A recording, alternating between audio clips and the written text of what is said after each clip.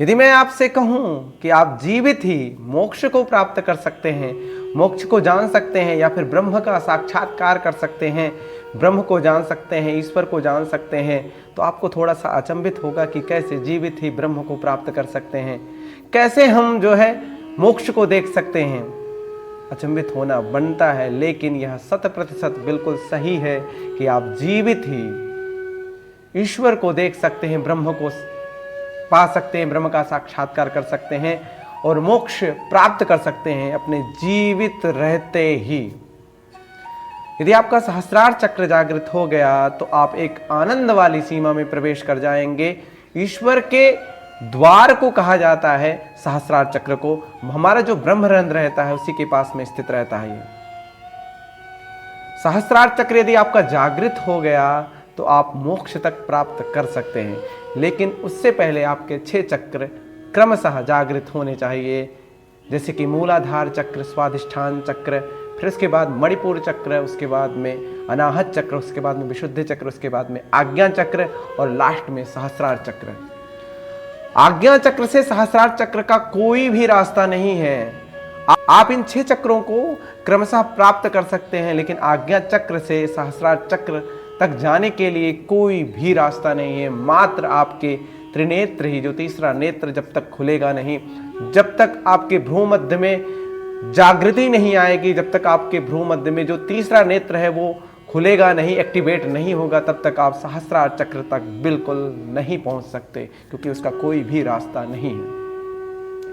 तो सहस्रार चक्र को जागृत करने के लिए पहले आज्ञा चक्र एक्टिवेट होना बेहद जरूरी है। यदि आपने आज्ञा चक्र एक्टिवेट के बारे में वीडियो नहीं देखी है तो इससे पहले का वीडियो हमारा आज्ञा चक्र का ही है कि प्राणायाम के द्वारा कैसे आज्ञा चक्र को एक्टिवेट कर सकते हैं। तो आज हम सहस्रार चक्र के बारे में बताएंगे, जो कि हमारे सिर के ऊपरी भाग में स्थित होता है। जो इसका स्थान होता है, जब हम शिखा रखते हैं वहीं पर स्थान होता है। जो हमारा शिखा है उसके बीच में ये होता है। प्रायः लोग पहले शिखा इसीलिए रखते थे कि ब्रह्मरंध्र को छुपा के रखा जाता था। शिखा इसलिए रखते थे कि ब्रह्मरंध्र में कोई उन्हें दिक्कत ना हो, चोट ना लगे। तो सहस्रार चक्र को जागृत करने के लिए आज्ञा चक्र का जागरण होना बेहद जरूरी है। तो सबसे पहले हम जानेंगे सहस्रार चक्र का रंग कैसा होता है, प्रायः लोग कैसे कैसे रंग को मानते हैं, सहस्रार चक्र स्वरूप कैसा होता है और इसका बीज मंत्र क्या क्या होता है और किस प्राणायाम के द्वारा सहस्रार चक्र को जागृत कर सकते हैं। तो सबसे पहले हम जान लेते हैं इसका स्वरूप कैसे होता है। सहस्रार चक्र का जो स्वरूप होता है, इसे सहस्रदल कमल के रूप में भी माना जाता है। 50 पंखुड़ियां होती हैं, 20 परतों वाली होती है ये, और इसका जो तत्व होता है वह ईश्वर तत्व होता है। रंग की बात करें तो रंग कोई लोग बैगनी मानते हैं और कई लोग इसे सफेद या फिर सुनहरे रंग का भी मानते हैं। इसको यदि जागृत कर लिए ना तो आपको गहरा आनंद प्राप्त होने लगेगा। अब हम जानेंगे कि सहस्रार चक्र का किस प्राणायाम के द्वारा ध्यान के साथ में इसका हम अभ्यास कर सकते हैं और जागृत कर सकते हैं। तो सहस्रार चक्र का ध्यान आप ओम के साथ में करेंगे, क्योंकि ओम उसका बीज मंत्र है, और ओमकार के साथ में प्राणायाम का अभ्यास करेंगे और इसका ध्यान करेंगे। जब भी हम सहस्रार चक्र का ध्यान करेंगे, जब भी हम श्वास लेंगे, तो हमारा जो ध्यान रहेगा वो मूलाधार चक्र यानी कि रीढ़ की जो निचला भाग है वहाँ से स्टार्ट होगा, और धीरे धीरे हम उस शक्ति को अनुभव करेंगे, शक्ति को महसूस करेंगे और धीरे धीरे ऐसा ध्यान करेंगे कि वो जो शक्ति है धीरे धीरे सहस्रार चक्र तक आ रही है, ऊर्जा को महसूस करेंगे। और उसके बाद में जब ओम का उच्चारण लेंगे तो ओम का उच्चारण करते वक्त आपका जो ध्यान रहेगा वो सहस्रार चक्र पर रहेगा। स्वरूप मैंने सहस्रार चक्र का बता ही दिया है। सहस्रार चक्र का स्वरूप ध्यान करते हुए ओम का उच्चारण करेंगे। श्वास को लेंगे धीरे धीरे, मूलाधार चक्र ध्यान करते हुए ऊपर सहस्रार चक्र तक जाएंगे। फिर उसके बाद में ओम का उच्चारण करेंगे धीरे धीरे, और आपका जो ध्यान रहेगा वो आपके ब्रह्मरंध्र पे रहेगा, सहस्रार चक्र पे रहेगा। उसको ध्यान करते हुए ओम का उच्चारण करेंगे। चलिए हमारे साथ में मिलकर इसका अभ्यास करते हैं। लगभग 10 ब्रेथ तक इसका अभ्यास करते हैं। कमर गर्दन बिल्कुल सीधी रहनी चाहिए, आंख बंद रहनी चाहिए, और मुद्रा में हम ज्ञान मुद्रा लगा सकते हैं इस तरीके से। और चलिए स्टार्ट करते हैं। साथ में मिलके ध्यान हम मूलाधार चक्र से लेकर सहस्रार चक्र तक करेंगे जब श्वास लेंगे। उसके बाद जब श्वास छोड़ते हुए ओम का उच्चारण करेंगे तो हमारा ध्यान ब्रह्मरंध्र पे रहेगा, सहस्रार चक्र पे रहेगा। चलिए स्टार्ट करते हैं।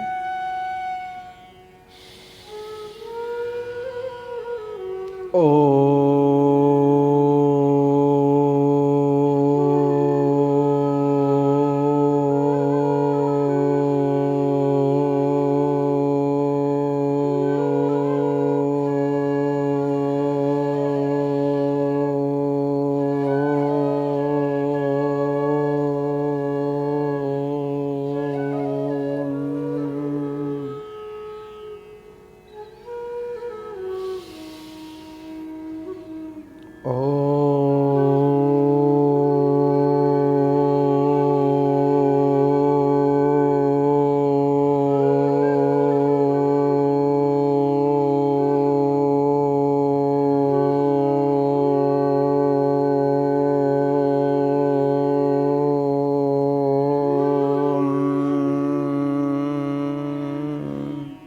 फिर से सुनेंगे। जो हमारा ध्यान स्टार्ट होगा वो जो हमारी रीढ़ की हड्डी होती है उसके निचले छोर से स्टार्ट होगा, मूलाधार चक्र से स्टार्ट होगा और धीरे धीरे हम क्रमशः चक्रों को भेदन करते हुए ऊपर तक जाएंगे जब भी श्वास लेंगे। और जब श्वास छोड़ेंगे तो श्वास छोड़ते वक्त आपका जो ध्यान रहेगा वो सहस्रार चक्र पे रहेगा और उस ज्योति का ध्यान करते हुए हम ओम का उच्चारण करेंगे। चलिए करते हैं साथ में मिलकर।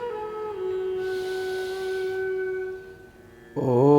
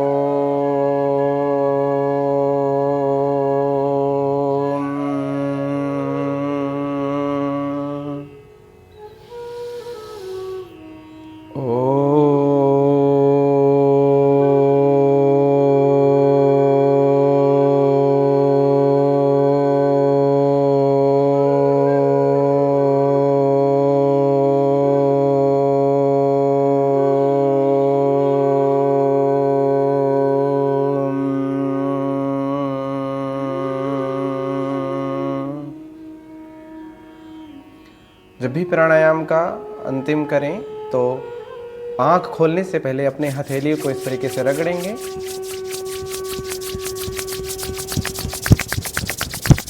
और धीरे धीरे से अपने आँखों को टच करेंगे, पूरे फेस को टच करेंगे और धीरे धीरे अपने आँख को खोलेंगे। अभ्यास करते समय आपको आनंद का अनुभव मिलेगा और सहस्रार चक्र यदि आपका जागृत हो गया तो आप समाधि तक पहुंच सकते हैं, समाधि तक जा सकते हैं, उस परब्रह्म परमेश्वर का साक्षात्कार कर सकते हैं। क्योंकि जो हमारा सहस्रार चक्र है यानी कि ब्रह्मरंध्र, इसको ईश्वर का द्वार भी कहा जाता है। तो पहले आज्ञा चक्र का भेदन करके ही आप सहस्रार चक्र तक पहुंच सकते हैं, इसलिए आज्ञा चक्र का जागृत होना बेहद जरूरी है। आज के लिए बस इतना ही। मिलते हैं किसी नेक्स्ट वीडियो में किसी नेक्स्ट टॉपिक के साथ में। तब तक के लिए राम राम। यदि आपको हमारी वीडियो पसंद आई हो तो लाइक ज़रूर करिएगा और सब्सक्राइब बिल्कुल करिएगा।